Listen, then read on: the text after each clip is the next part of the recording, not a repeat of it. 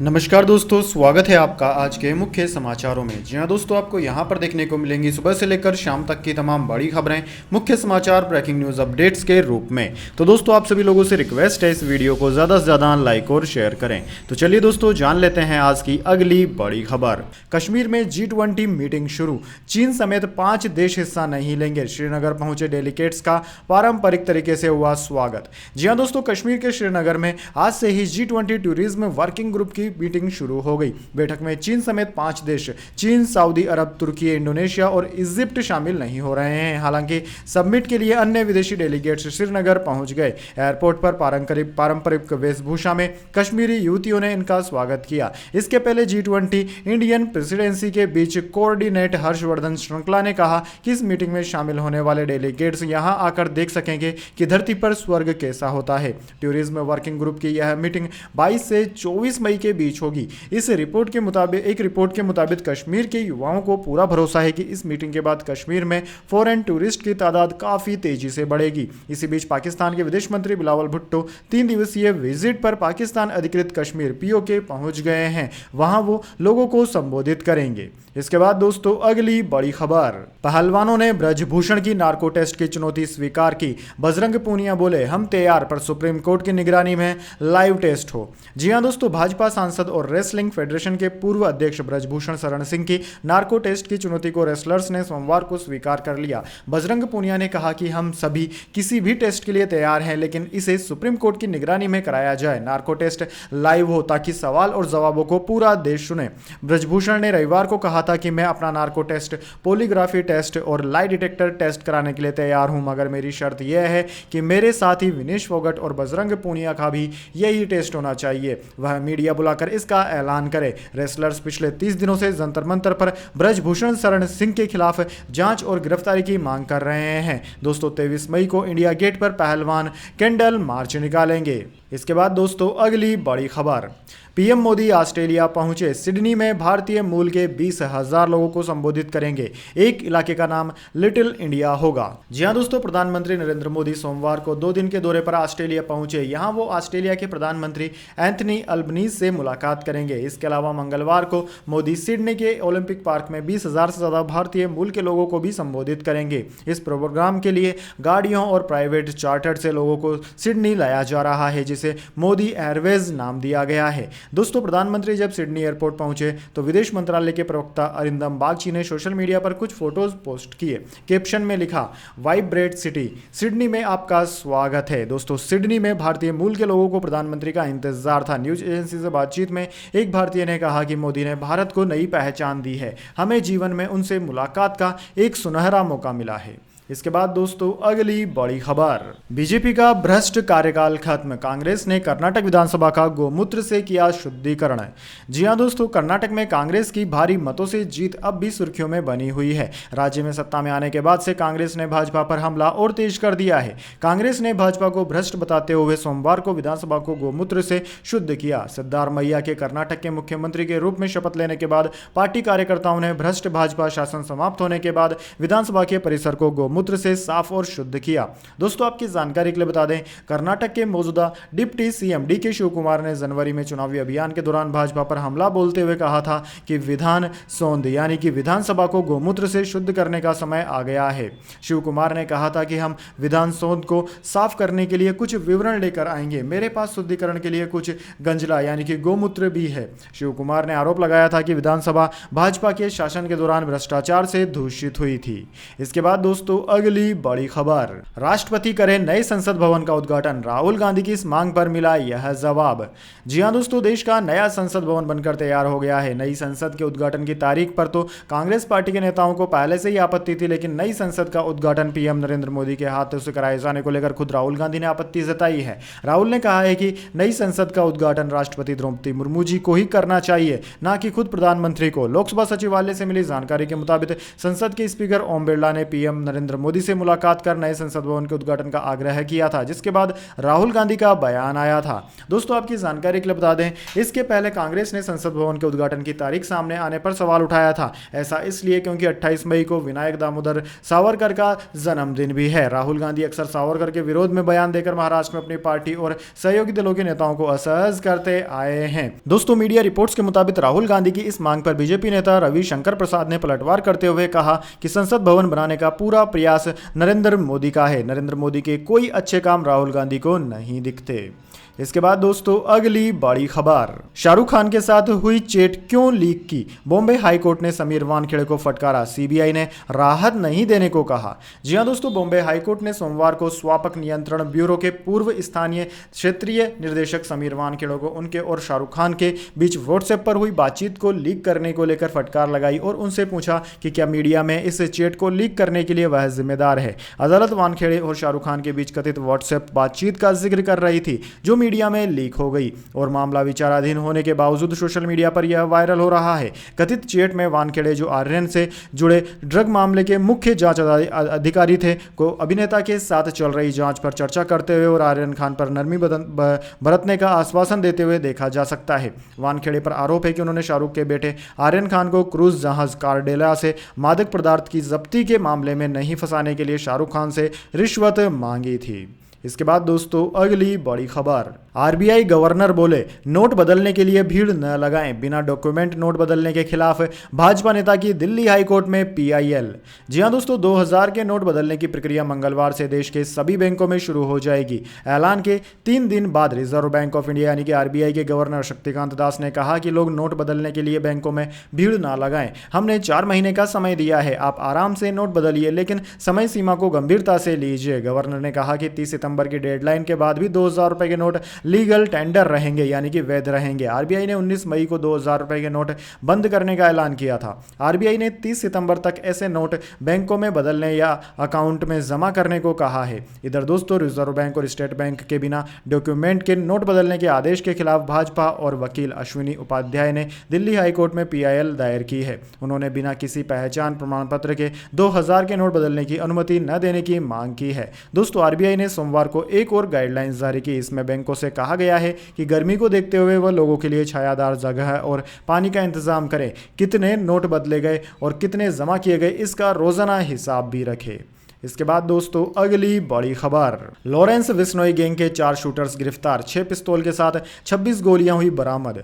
जी हां दोस्तों, लॉरेंस बिश्नोई गिरोह के 4 संदिग्ध शूटरों को गिरफ्तार कर लिया गया है। उनके पास से 6 पिस्तौल और 26 जिंदा कारतूस बरामद किए गए हैं। पंजाब पुलिस ने सोमवार को यह जानकारी दी। पुलिस महानिदेशक गौरव यादव ने कहा कि आरोपियों के खिलाफ पंजाब और हरियाणा में कई आपराधिक मामले दर्ज हैं। गिरफ्तार किए गए लोगों की पहचान डेरा बस्सी के सैदपुरा के रहने वाले महफूज उर्फ विशाल खान, डेरा बस्सी के खेड़ी गुजरा के रहने वाले मनजीत सिंह उर्फ गुरी, पंचकुला के नारायणपुर के रहने वाले अंकित और पंचकुला के ही खीरी के रहने वाले गोल्डी के रूप में हुई है। दोस्तों ये गिरफ्तारियां पंजाब पुलिस के एंटी गैंगस्टर टास्क फोर्स यानी कि एजीटीएफ ने की। डीजीपी यादव ने कहा कि विश्वसनीय जानकारी के बाद एजीटीएफ की एक टीम ने अतिरिक्त पुलिस महानिदेशक प्रमोद बान की देखरेख में और सहायक महानिदेशक संदीप गोयल के नेतृत्व में 4 शूटरों को गिरफ्तार किया है।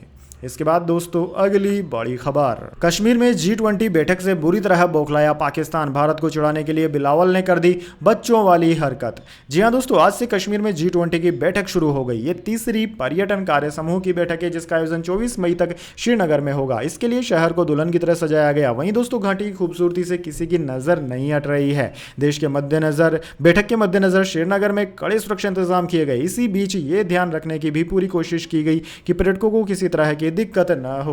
दोस्तों भारत इस साल G20 की अध्यक्षता कर रहा है। देश के विभिन्न राज्यों और केंद्र शासित प्रदेशों में ये बैठकें हो रही है।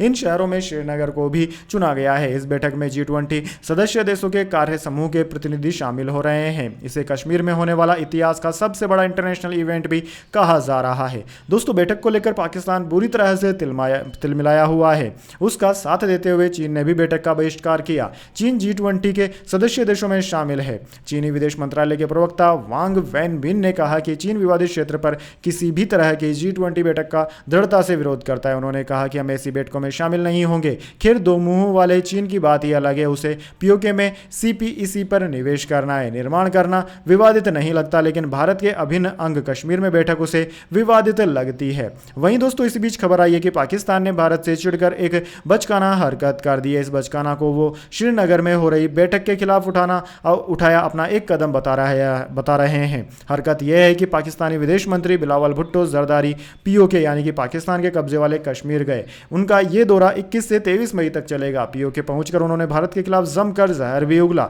बिलावल ने अपनी इस यात्रा की जानकारी ट्वीट्स के जरिए दी। उन्होंने कहा कि कश्मीर में G20 की बैठक कराकर भारत अंतर्राष्ट्रीय कानून का उल्लंघन कर रहा है। वो इस कॉन्फ्रेंस के जरिए कश्मीरियों की आवाज को नहीं दबा सकता। इसके बाद दोस्तों जाने अगली बड़ी खबर, लेकिन उससे पहले मेरी आपसे एक छोटी सी रिक्वेस्ट है। अगर दोस्तों आपको अभी तक हमारी न्यूज़ पसंद आई है तो इसे एक छोटा सा लाइक ज़रूर दे दीजिए, और अगर आपको पसंद नहीं आई है तो बेशक आप डिसलाइक भी कर सकते हैं, लेकिन दोस्तों लाइक और डिसलाइक ज़रूर कीजिए, क्योंकि दोस्तों यही हमारी मेहनत का फल होता है और इसी से हमें पता चलता है कि आपको हमारी वीडियोज़ पसंद आ रही है या नहीं। तो चलिए दोस्तों जान लेते हैं आज की अगली बड़ी खबर। अडानी एंटरप्राइजेज का शेयर 19% चढ़ा। सेंसेक्स 234 अंकों की बढ़त के साथ 61,963 पर बंद हुआ। इसके 30 में से 19 शेयरों में तेजी रही। जी हां दोस्तों, हफ्ते के पहले कारोबारी दिन यानी कि सोमवार को शेयर बाजार में बढ़त देखने को मिली। सेंसेक्स 234 अंकों की बढ़त के साथ 61,963 के स्तर पर बंद हुआ। वहीं निफ्टी में भी 111 अंकों की तेजी रही। यह 18,314 के स्तर पर बंद हुआ। दोस्तों सेंसेक्स के 30 में से 19 शेयरों में तेजी और 11 में गिरावट देखने को मिली। आज अडानी एंटरप्राइजेज का शेयर 382 रुपए चढ़कर 2,338 रुपए पर बंद हुआ। आज आईटी सेक्टर में 2.49% की मजबूती रही। मेटल की चमक बढ़ी और सेक्टर ने 3.19% की छलांग लगाई। फार्मा सेक्टर भी 0.99% चढ़ा। बैंक निफ्टी में 0.19% की गिरावट रही। सोमवार को रुपया अमेरिकी डॉलर के मुकाबले 16 पैसे कमजोर होकर 82.83 रुपए पर बंद हुआ। वहीं दोस्तों बात करें निफ्टी 50 के टॉप गेनर और टॉप लूजर्स की, तो दोस्तों आज निफ्टी 50 के टॉप गेनर्स में अडानी एंटरप्राइजेज, अडानी पोर्ट्स और डिविस लेबोरेटरीज रहे, जबकि टॉप लूजर्स में हीरो मोटोकॉर्प, एक्सिस बैंक और नेस्ले इंडिया रहे। इसके बाद दोस्तों अगली बड़ी खबर, चांद पर पहुंचने के लिए 2 अरबपतियों में रेस। स्पेस एक्स के बाद नासा ने जेफ बेजोस को भी दिया आर्टेमिस मिशन का कॉन्ट्रैक्ट। जी हां दोस्तों, इंसान को फिर से चांद पर पहुंचाने की रेस शुरू हो गई है। नासा ने एलन मस्क की स्पेस एक्स के बाद अब अरबपति जेफ बेजोस की कंपनी ब्लू ओरिजिन के साथ भी 3.4 बिलियन डॉलर यानी कि 28,000 करोड़ का कॉन्ट्रैक्ट साइन किया है। बेजोस की space x exploration company blue origin ने खुद ये कॉन्ट्रैक्ट मिलने की पुष्टि की। कॉन्ट्रैक्ट आर्टेमिस वी मिशन के तहत दिया गया है, जो नासा का इंसान को फिर से चांद पर भेजने का महत्वाकांक्षी प्रोजेक्ट है। इससे अमेरिका की 2 बड़ी कंपनियों के बीच कॉम्पिटिशन शुरू हो गया है। दोस्तों न्यूयॉर्क टाइम्स की रिपोर्ट के मुताबिक नासा ने 3.4 बिलियन डॉलर के बदले एक लूनर लैंडर की मांग की है, जो एक 50 फीट के स्पेस क्राफ्ट का हिस्सा होगा, जिसे ब्लू मून कहा गया है। मिशन को 2029 में लॉन्च किया जाएगा। इसके जरिए 4 एस्ट्रोनॉट्स को चांद के सरफेस पर उतारा जाएगा। इसके जरिए नासा चांद के साउथ पोल को एक्सप्लोर करना चाहता है। नासा के अधिकारी ने इस कॉन्ट्रैक्ट पर कहा है कि हमें ज़्यादा से ज़्यादा कंपटीशन चाहिए, ताकि हमारा एक प्रोग्राम फेल हो जाए तो उसका बैकअप हमेशा तैयार रहे। इसके बाद दोस्तों अगली बड़ी खबर, दिल्ली एनसीआर में हीट वेव का रेड अलर्ट। देश के इन शहरों में आज मौसम है कूल। जी हां दोस्तों, दिल्ली एनसीआर में मई की भीषण गर्मी का प्रकोप जारी है। गर्मी का आलम यह है कि लोग घरों से निकलने से बच रहे हैं। कूलर एसी को लोगों ने गर्मी से लड़ने का जरिया बनाया हुआ है। वहीं दोस्तों नई दिल्ली और आसपास के इलाकों में 22 मई को मौसम विभाग ने हीट वेव की बात कही थी। नई दिल्ली के इलाकों में अधिकतम तापमान 43 डिग्री तक दर्ज किया गया। दिल्ली में जहां गर्मी ने लोगों को परेशान कर दिया, वहीं कुछ देश के कई इलाके ऐसे भी है जहां मौसम कूल बना हुआ है। मौसम विभाग की माने तो नई दिल्ली सफदरगंज वेधशाला में न्यूनतम तापमान 27 डिग्री और अधिकतम तापमान 43 डिग्री दर्ज किया गया। इंडियन मेट्रोलॉजी डिपार्टमेंट के अनुसार दिल्ली में आंशिक तौर पर बादल छाए रहे। वहीं दोस्तों मौसम विभाग ने कहा है कि पश्चिम बंगाल के जिलों में 23 से 27 मई के बीच बारिश की गतिविधियां देखने को मिलेंगी। 23 मई के आसपास झारखंड और आसपास के क्षेत्र में चक्रवाती हवाओं का क्षेत्र बनने और बंगाल की खाड़ी से नमी आने की भी संभावना के चलते 23 से 27 मई के दौरान पश्चिम बंगाल के जिलों में गरज चमक के साथ ओलावृष्टि और बारिश देखने को मिल सकती है, जबकि दोस्तों उत्तर भारत में लू का कहर जारी रहेगा। इसके बाद दोस्तों अगली बड़ी खबर, आईपीएल डेब्यू में हाईएस्ट स्कोर वाले इंडियन विवांत हैदराबाद ने नेट बॉलर चुना। भाई ने उनके लिए अपना क्रिकेट करियर छोड़ दिया। जी हां दोस्तों, विवांत शर्मा जम्मू की गलियों में क्रिकेट खेलकर निकला 23 साल का लड़का रातों रात मशहूर हो गया। वजह आईपीएल के डेब्यू मैच में सबसे ज्यादा रन बनाने वाले इंडियन बैटर बन गए हैं। विवांत ने मुंबई के वानखेड़े स्टेडियम में रविवार को अपने डेब्यू मैच में 47 गेंदों पर 69 रन की पारी खेली। एसआरएच की तरफ से खेलते हुए उन्होंने एमआई के खिलाफ 9 चौके और 2 छक्के लगाए। इससे पहले भारतीय खिलाड़ी के तौर पर स्वप्निल असोनकर के नाम डेब्यू मैच में 60 रन बनाने का रिकॉर्ड था। हालांकि आईपीएल के डेब्यू में हाईएस्ट स्कोर का रिकॉर्ड ब्रेंडन मैकुलम के नाम है, जिन्होंने 2008 में कोलकाता नाइट राइडर्स की तरफ से खेलते हुए नाबाद 158 रन बनाए थे। यह आईपीएल का पहला सीजन था। दोस्तों, विवांत को मिनी ऑक्शन में 2.60 करोड़ में एसआरएच ने खरीदा था। इससे पहले हैदराबाद में वह नेट बॉलर के तौर पर टीम के साथ जुड़े थे। इसके बाद दोस्तों, अगली बड़ी खबर, सुशांत सिंह राजपूत की मौत के लिए मनोज वाजपेयी ने बी टाउन पॉलिटिक्स को दिया दोष। बोले वो प्रेशर नहीं झेल सके। जी हां दोस्तों, बॉलीवुड कलाकार सुशांत सिंह राजपूत की मृत्यु के दर्द को फैंस अभी तक नहीं भुला पाए हैं। सुशांत सिंह राजपूत के फैंस उन्हें हर रोज सोशल मीडिया पर याद करते हैं और उन लोगों को खरी खोटी सुनाते हैं जिन्होंने उनके खिलाफ साजिश की थी। एक्टर मनोज वाजपेयी ने सुशांत सिंह राजपूत के साथ सोनचरैया में काम किया था, जहां दोनों की अच्छी दोस्ती हो गई थी। मनोज वाजपेयी ने सुशांत सिंह राजपूत की मृत्यु पर बात करते हुए कहा कि सोनचरैया स्टार बॉलीवुड की पॉलिटिक्स के शिकार हुए, जिसके प्रेशर को वो झेल नहीं पाए थे। मनोज वाजपेयी ने एक इंटरव्यू के दौरान कहा कि सुशांत सिंह सोनचरैया की शूटिंग के दौरान इस बारे में उनसे बातचीत भी कर रहे थे। मनोज वाजपेयी के अनुसार, हम लोग फिल्म की शूटिंग के दौरान काफ़ी करीब आ गए थे। मैं जब सेट पर मटन बनाता था तो वो मेरे साथ ही खाना खाता था। हमें शूटिंग के दौरान नहीं पता था कि वो ऐसा कदम उठाएगा। उसने कुछ मौक़ों पर मुझे इस बारे में बात भी की थी। मनोज वाजपेयी ने सुशांत सिंह राजपूत की मौत का जिम्मेदार बॉलीवुड में फैले ग्रुपिज्म और राजनीति को ठहराया। मनोज वाजपेयी के अनुसार, इंडस्ट्री में पॉलिटिक्स हमेशा होती है, लेकिन जब आप स्टार बनने की सोचते हैं तो यह और भी गंदी हो जाती है। मुझे कभी इन चीज़ों से फर्क नहीं पड़ा क्योंकि मैं मोटी चमड़ी का आदमी हूँ। सुशांत शायद वह सब नहीं सह पाया और ऐसा कदम उठा लिया। इसके बाद दोस्तों, अगली बड़ी खबर, इमरान खान का पाकिस्तान आर्मी चीफ पर आरोप। बोले जनरल मुनीर नहीं चाहते मैं सत्ता में वापसी करूं, मेरी हत्या की साजिश रची जा रही है। जी हां दोस्तों, पाकिस्तान के पूर्व प्रधानमंत्री इमरान खान ने एक बार फिर आर्मी चीफ जनरल मुनीर पर गंभीर आरोप लगाए। रविवार को खान ने 2 इंटरव्यू दिए। 9 मई को हुई हिंसा को गलत ठहराने से परहेज करते रहे। कहा यह मेरी गिरफ्तारी का रिएक्शन था। एक सवाल के जवाब में कहा कि आर्मी चीफ जनरल मुनीर नहीं चाहते कि मैं फिर प्रधानमंत्री बनूं। इतना ही नहीं, कुछ लोग मेरी हत्या की साजिश रच रहे हैं। हो सकता है कि मंगलवार को मुझे फिर गिरफ्तार कर लिया जाए। दोस्तों, आपकी जानकारी के लिए बता दें, अल जजीरा को दिए इंटरव्यू में खान ने कहा कि यह आरोप सरासर गलत है कि 2019 में मेरे कहने पर वर्तमान army chief general Asim Munir को आईएसआई चीफ की पोस्ट से हटाया गया था। इमरान ने यह नहीं बताया कि फिर आसिफ को आईएसआई के चीफ की पोस्ट से क्यों हटाया गया था। इसकी वजह है कि उनको हटाने का फैसला तो खुद इमरान ने ही किया था। कहा यह जाता है कि जनरल मुनीर ने उस वक्त इमरान को उनकी पत्नी मुशरा बीवी के करप्शन से जुड़े कई सबूत सौंप दिए थे और कहा था कि वो मुशरा और उनकी दोस्त फराहा गोगी पर आरोप लगाए। इसके बाद दोस्तों, अगली बड़ी खबर, केंद्र के अध्यादेश के खिलाफ आम आदमी पार्टी को कांग्रेस का साथ संसद में समर्थन करेगी पार्टी। नीतीश की खड़गे से मुलाकात के बाद बनी सहमति। जी हां दोस्तों, कांग्रेस से दिल्ली के अफसरों के ट्रांसफर पोस्टिंग को लेकर केंद्र के अध्यादेश के मुद्दे पर आम आदमी पार्टी का समर्थन करेगी। यह सहमति बिहार के मुख्यमंत्री नीतीश कुमार की कांग्रेस अध्यक्ष मल्लिकार्जुन खड़गे और राहुल गांधी से मुलाकात के बाद बनी है। पार्टी के वरिष्ठ नेता केसी वेणुगोपाल ने कहा है कि अध्यादेश के खिलाफ आम आदमी पार्टी का समर्थन करेगी। केंद्र सरकार यह अध्यादेश सुप्रीम कोर्ट के उस आदेश के बाद लाई है जिसमें कहा गया था कि चुनी हुई सरकार ही दिल्ली की बॉस है। उपराज्यपाल को इस मुद्दे पर सरकार की सलाह पर काम करना चाहिए। दोस्तों, इसके पहले नीतीश कुमार भी कह चुके हैं कि वो अध्यादेश के विरोध में हैं और आम आदमी पार्टी का समर्थन करेंगे। दरअसल दोस्तों, 21 मई को बिहार के मुख्यमंत्री नीतीश कुमार दिल्ली के सीएम अरविंद केजरीवाल से मिले थे। नीतीश ने अफसरों के ट्रांसफर पोस्टिंग को लेकर केंद्र के अध्यादेश को संविधान के खिलाफ बताया। उन्होंने कहा कि एक चुनी हुई सरकार को दी गई शक्तियां कैसे छीनी जा सकती है, यह संविधान के खिलाफ है। हम अरविंद केजरीवाल के साथ खड़े हैं। हम देश के सभी विपक्षी दलों को एक साथ लाने की कोशिश कर रहे हैं।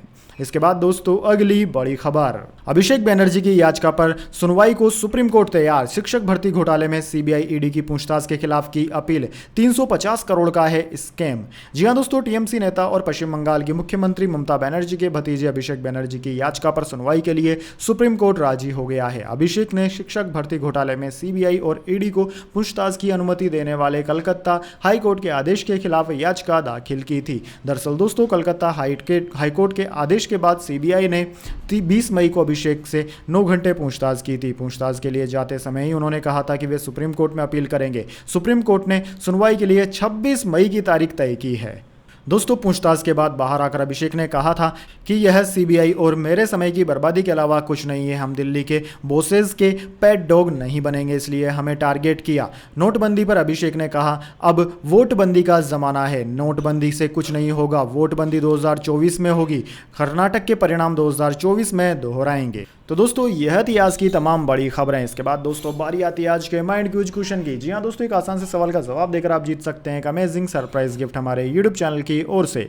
तो दोस्तों, आज का सवाल आपकी स्क्रीन पर आ चुका है। भारत वर्तमान में कौन से देश से सर्वाधिक मात्रा में क्रूड ऑयल आयात कर रहा है? जी हाँ दोस्तों, अगर आप जानते हैं कि कच्चा तेल भारत कौन से देश से सबसे ज्यादा मात्रा में आयात कर रहा है, अगर दोस्तों आप उस देश का नाम जानते हैं तो जल्दी से कमेंट बॉक्स में लिख दीजिए। अगर दोस्तों आपका जवाब होता है एकदम सही और आप चुने जाते हैं लकी विजेता के रूप में, तो आपको मिल सकता है एक अमेजिंग सरप्राइज गिफ्ट हमारे यूट्यूब चैनल की ओर से। तो दोस्तों जल्दी से अपना उत्तर कमेंट बॉक्स में लिख दीजिए, वीडियो को लाइक कर लीजिए और चैनल को सब्सक्राइब करके बेल आइकन भी दबा लीजिए। धन्यवाद। वंदे मातरम। जय हिंद, जय भारत।